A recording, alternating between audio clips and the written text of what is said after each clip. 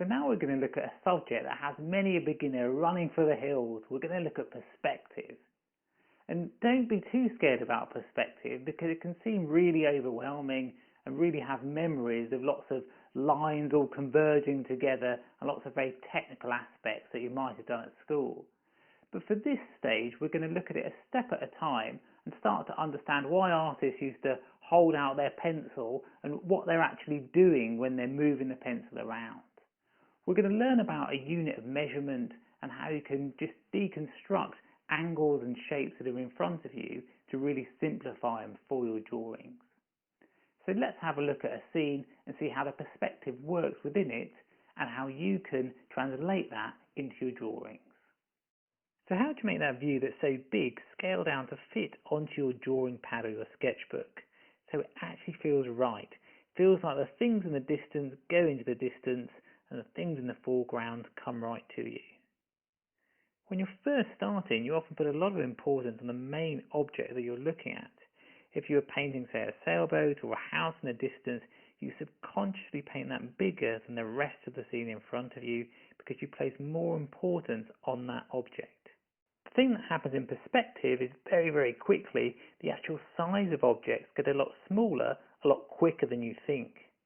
Your brain tries to tell you that they're still as big as you think they should be, rather as big as they actually are.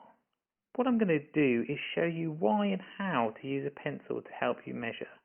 So I hold out my pencil, and you've got to make sure when you're measuring that you keep your arm locked out straight. If you make any movement in terms of the lock of your arm, it would change the measurement because as you move it forward and back, the scale continually changes.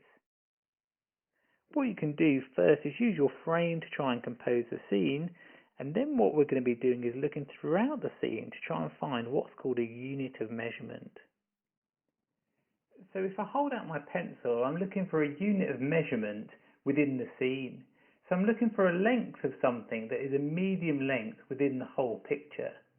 So for example, if I chose this window at the top, and you notice how what I do is I move my thumb up and down, and I'm looking for the top of the pencil to align to the top of an object, and then move my thumb until it hits the bottom of an object. So I'm creating this actual measurement on the space of the pencil. So if I just use the top window, that's quite small for the relationships between the whole of the scene initially. Equally, if I took the example from the top of this building down to here, it's too big a scale, it's too big a unit. So you're looking for something of about a medium length. So if, for example, here, the top of this railing to that middle section, that's a nice medium length. And then what I can do is take that measurement and check it against other parts of the drawing. So if I took that one measurement here and take that as one unit, if I was then comparing it to the height of this building, I'd say that's one unit there, and then this mark here I keep in my mind's eye, so I keep that one unit, make one mark there, keep that mark in my mind, and move the pencil down to hit that mark again. So for this measurement, from the top of the building to the top of the railing, that is about a 1.5 of my first unit. So how do we then translate that into your drawing? Well, all you do is you take the unit and you just scale it down. So for example, on this scale, if this was a sketch pad and I was out looking at this scene, what you do is you look at the scene and the first mark you make is your best guess. So I'm just jumping my eyes between it, trying to get a sense of the scale of it, and I'm just going to say very, very likely that the top edge here of this railing is about there. And then I make my first mark.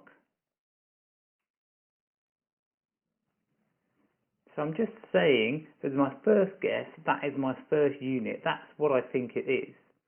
So if we look at the measurement again, we say that's 1 unit, and then just check it to the width of the scene. So 1, 2, that's about 2.5. So this measurement here, there's 2.5 of those to the whole width of the frame. So this is my first guess, so that's 1 unit there. So then what I do is say 1 there, and then I'm imagining this.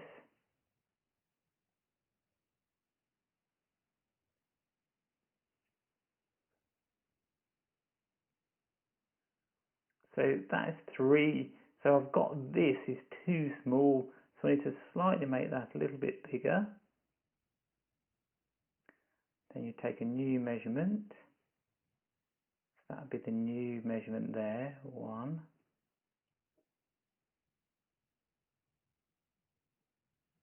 2.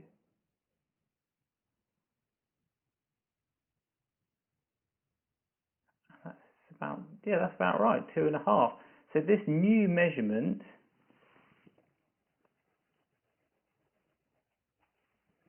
take those off. So this measurement from here to here is the same scale as from this part here to that part there, that first unit that we measured out. So now I can just judge from here how far down, so that's 1.5 down. So I can take that measurement there and go 1.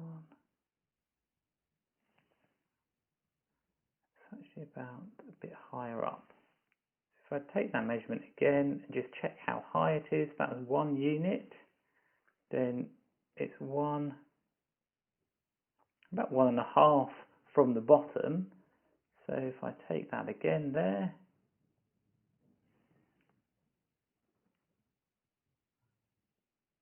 1.5 is about there. So that now gives us a sense of where the line is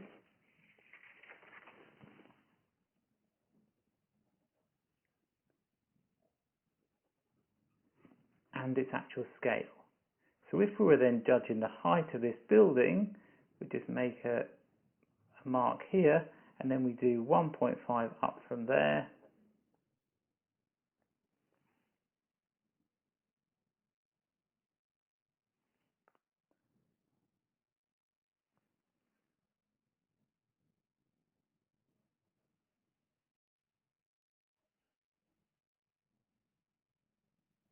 So you can start to see how you've got this basic structure of how the relationships of the shapes are working within the scene. Take that down to the bottom, it's just a little bit shorter than that.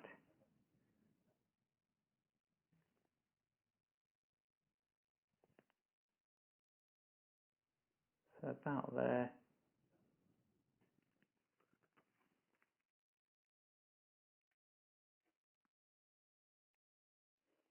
So now we can see how the scene is made up of blocks and units of measurements.